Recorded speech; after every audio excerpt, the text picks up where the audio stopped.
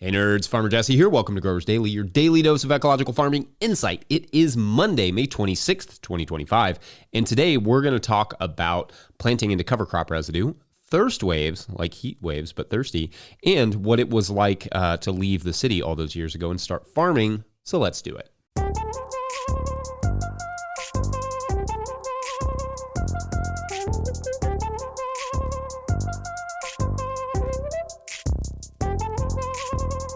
All right, so happy Monday, everyone. I hope everyone had a nice weekend. I was relatively, honestly, out of commission for much of the weekend. With the cold, you can still maybe hear a little bit. So most of it was spent resting and watching soccer and wishing I could do more physically, but resting is probably not the worst idea. I'm not really that good at being down. I really want to do work, but that's how it goes sometimes. But I feel mostly good now, ready to roll on into this week and get a bunch of beds prepped and planted. That's going to be the big task for today. I have a bunch of empty beds that need stuff in them.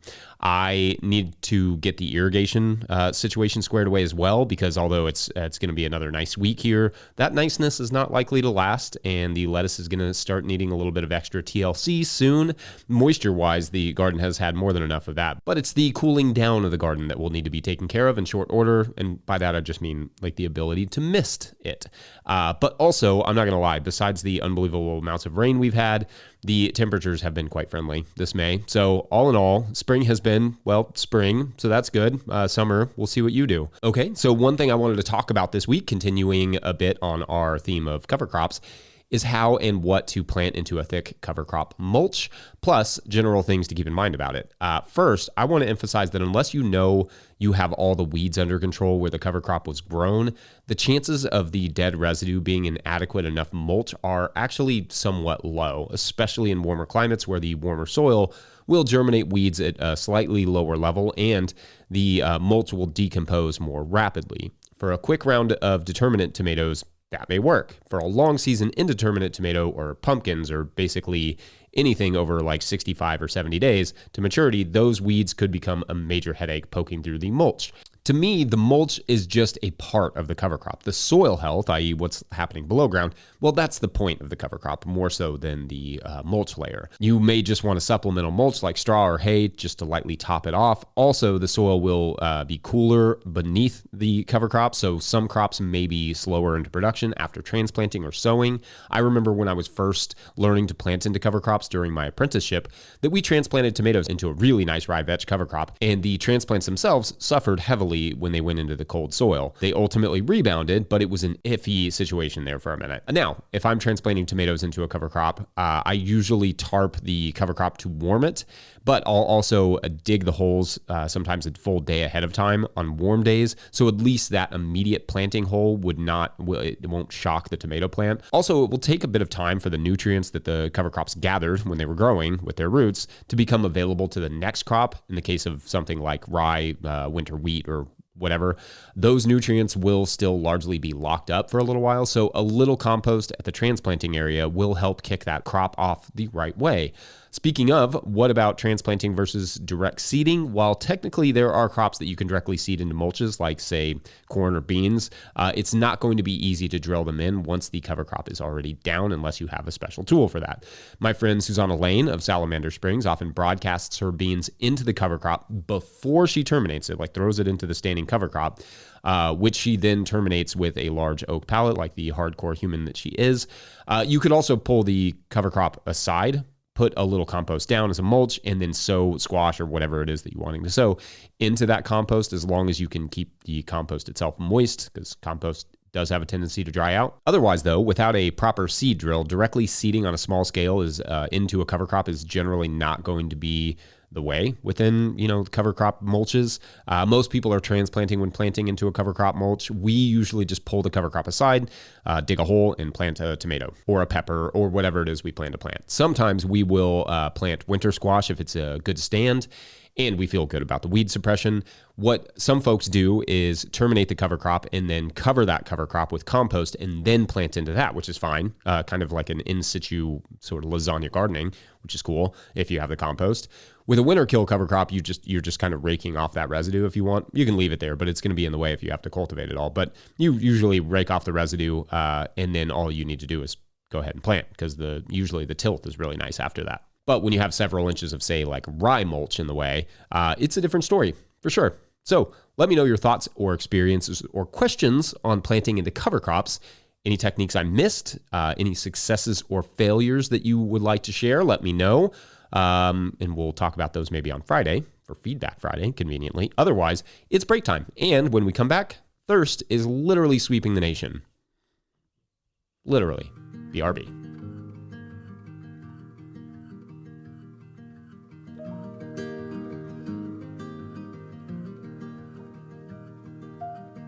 I left the hall light on in case you come back home. Today's episode is brought to you by Farmhand. I started a CSA to grow food and build community, not to drown in admin work. Spreadsheets, emails, and pack lists take up too much time. If I could spend less time at my desk and more in the field, that'd be a win. Enter Farmhand. Farmhand automates billing, newsletters, websites, and member support, saving CSA farmers 20 plus hours a week. Focus on farming, not paperwork. See how Farmhand can help. Book a one-on-one demo with founder Ari at farmhand.partners/no-till. That's farmhand.partners/no-till. Today's episode is also brought to you by FarmRaise. Still struggling with your balance sheet? Your lender's asking for a balance sheet and you're stuck with a spreadsheet mess or guessing your numbers? FarmRaise Tracks takes the stress out of farm finance. With one click, you can generate an accurate, up-to-date balance sheet that shows your assets, liabilities, and equity. No accounting degree required. You'll be ready for loan applications, tax season, or just a clearer picture of where your farm stands. Join thousands of farmers using Tracks to build stronger businesses. Get 20% off with code NOTIL20 at farmraise.com for the lifetime of your membership. All right, back to the show. If you, the listener, are enjoying this content, getting even a small amount of value from it, consider supporting our work over at patreon.com/no-till-growers. I will try to get to questions from everywhere that questions come in, but I will always get to your Patreon questions. Now, today's Patreon question comes from Patreon member Alexandra Powell, who asks, quote, "Hi, Jesse. Thanks for producing such an amazing podcast. I love listening in every day. The humor, technical detail, and farm nerdiness are much appreciated. This isn't a question, but a topic I'd be interested to hear covered on the podcast. I've never heard of these thirst waves before, which describe what seem to be periods of intense evapotranspiration from soil. I just read this short article here, and Alexandra links an article from phys.org that I will link in the show notes. Perhaps you could do a deeper dive into what these thirst waves are and how they could impact farmers. Thanks," end quote. Okay, thank you, and great and fascinating topic. I love it. I love topic suggestions. So whenever you have those Patreon members, feel free to get them in there. So you've heard of heat waves, no doubt, when substantial sustained periods of heat sweep through a given area. Well, thirst waves are sort of like heat waves, only instead of heat coming in, it's water going out. Basically, what happens in one of these events is that due to a combination of heat, humidity, wind speeds, and solar radiation, maybe some other things, water is lost from the ground at significant rates through evaporation. Essentially, crops / plants are getting stressed and overheated from those elements, and when that happens, they do what is called evapotranspiration to cool themselves. You can kind of think of it like we sweat when we're hot. Plants, well, they evapotranspirate. Effectively, they kind of release water to cool themselves off. At that time, however, they are not growing, and they are also releasing soil moisture into the atmosphere. A little evapotranspiration is fine and totally normal, but too much can lead to declines in yields and water loss. In a thirst wave, this effect is amplified and extended for at least 3 days, but often more. And these are not new, but what the research is showing, this is one from Kukel and Hubbins, is that, quote, "Not only have thirst waves increased in severity, but the likelihood of no thirst waves occurring during the growing season has significantly decreased." Basically, we are likely to see more intense thirst waves more often for longer durations, and there are fewer places where there will be no thirst waves, which in terms of agriculture, and not to get too sciencey here, but that is, These periods of evapotranspiration basically mean that your plants will be losing a lot of water, pulling a lot of water out of the soil, and also not growing very much, if at all. The effect on agriculture productivity during these periods is profoundly negative. The need for more water irrigation, increases significantly. Of course, although atmospheric demand for water is not a new concept, the idea of these thirst waves, especially as something that will be happening with greater frequency and intensity, is a relatively new idea, or at least it's a new framing. And so the studies on the effects are admittedly somewhat nascent. We've identified them, or these researchers have, but we don't really know what the long-term effects are or how much worse they're going to get. Approaches to mitigating these events, besides, changing everything about how the world grows food, is likewise not super well understood. We don't know, for instance, how farmers who use no-till practices, conventional or otherwise, are impacted by the waves. We don't know how much more, for example, windbreaks mitigate the stress, or cover crops, or alley cropping, or any of the more environmentally, ecologically responsible agricultural approaches. We know these things help temper heat, water, and wind stress, but within a thirst wave, it's not really known. What we do know is that this is likely to continue in a trend toward more and more atmospheric demand for water, thirst waves, which will in turn put more and more stress on plants and food production and farmers. We also know that good agriculture, land management, forest and animal husbandry, water management, and city design could all help, at very least, temper chaotic climatic events like these, but we are not doing any of that on any sort of respectable scale yet. More often than not, we are just contributing to the chaotic weather through deforestation, land degradation, all those fun things. Thirst waves, heat waves, tornadoes, floods, this is all really just part of, it's a choice that we are making to not maximize our verdant, abundant, self-regulating planet in favor of cheap things. Food, clothing, appliances, and in the future, our kids will throw stuff at us for our inaction. Hard stuff. That's really all I'm saying. Anyway, not sure I can top that cheeriness, but I will try in the next section about leaving the big city to farm. That seems poignant. Be right back.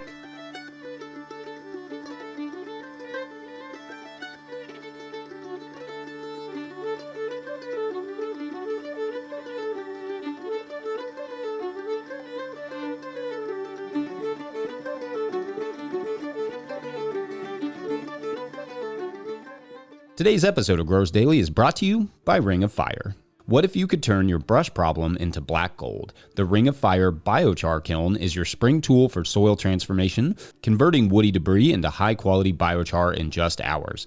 Biochar will kickstart your compost, retain water and nutrients in your soil, and provide habitat for beneficial microbes. Now $19.95 with flat rate shipping. Their spring sale runs through June. Don't wait to boost your soil and optimize your inputs. Visit ringofire.earth/growers now to learn more. Also, for more information on biochar, check out the No-Till Market Garden podcast interview with Kelpie Wilson, inventor of the Ring of Fire kiln, that we will link in the show notes. Today's episode is also brought to you by Precip.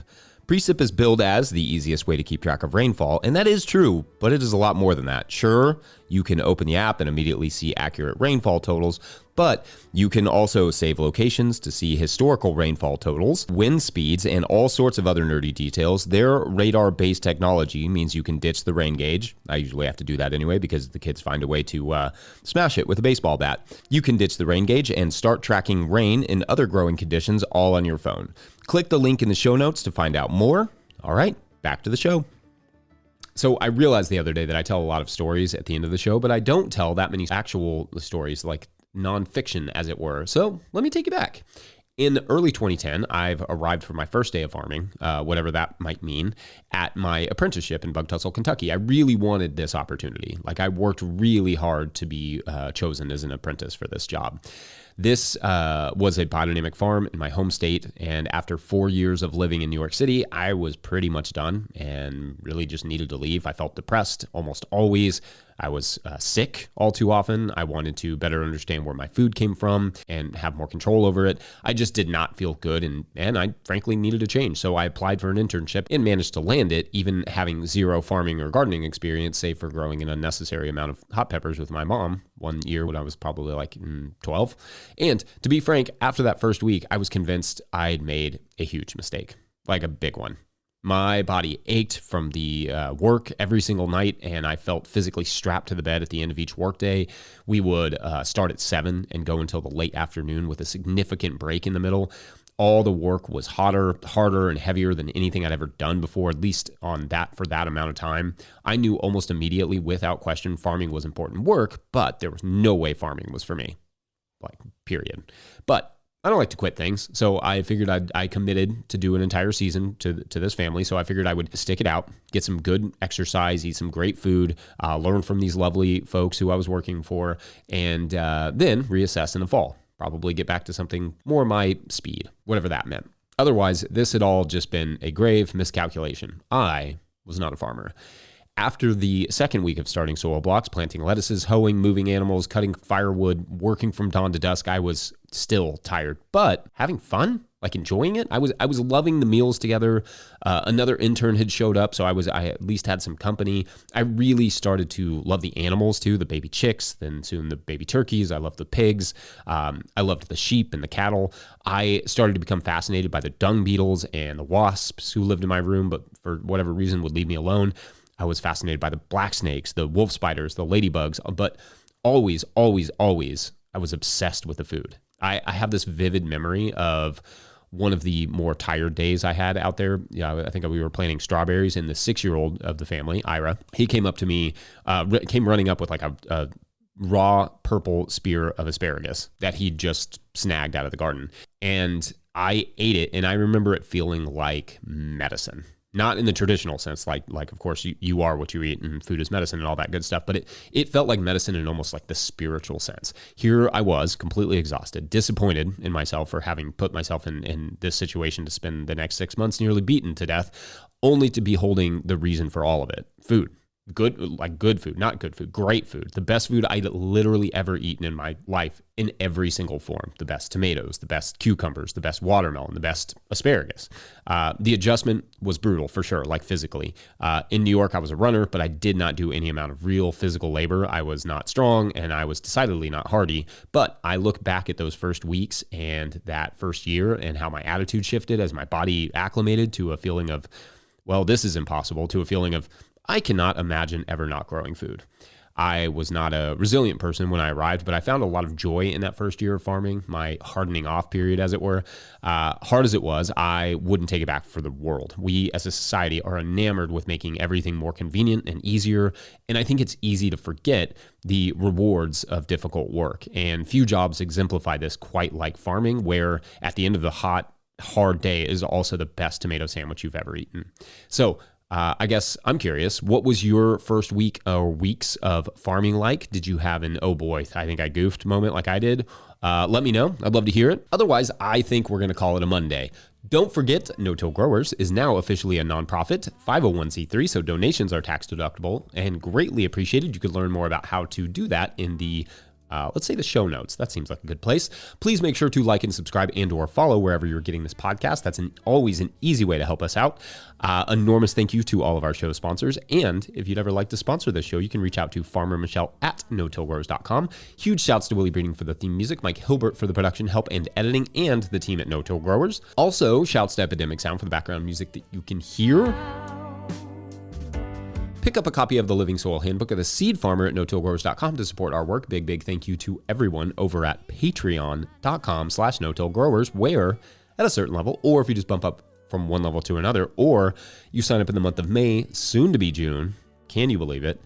You get a shout out on the show. So big shout outs today to Caroline Scully and Phil Lang. Great novelistic names here. Well done, you all. All right, so I feel like this week's story is a cross-country bike ride. Basically, Caroline and Phil are starting out on the West Coast somewhere, let's say, I don't know, San Diego, and plan to ride all the way to Charleston, South Carolina, because why the heck not? It's supposed to be a cool town, right on the ocean, lots of good food, some good seafood, worth it. Anyway, they plan to take a cross-country bike ride and pick up some joiners along the way, no doubt, people that sign up for the Patreon page. Probably.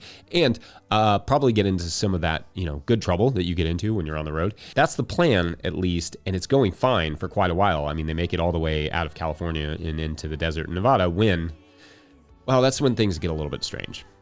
But that is for tomorrow on Pedal to the Metal. But like with metal spelled M-E-T-T-L-E. Like it's a pun.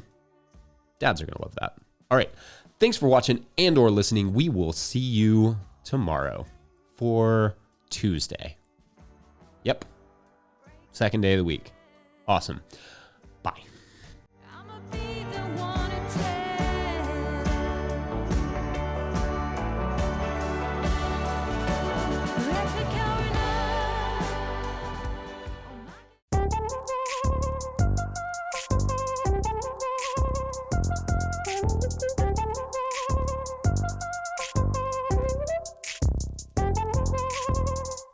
going on now. It's the Memorial Day sale at Bray & Scarf. Now's your last chance to beat upcoming manufacturer price increases. Save up to 35% on select GE Profile and Cafe appliances. And save on in-stock GE refrigerators and best-selling washers and dryers. Plus, get next-day delivery, online delivery day tracking, and delivery day installation. Visit any of Bray & Scarf's convenient locations or shop online at brayandscarf.com, where it doesn't cost more to get more.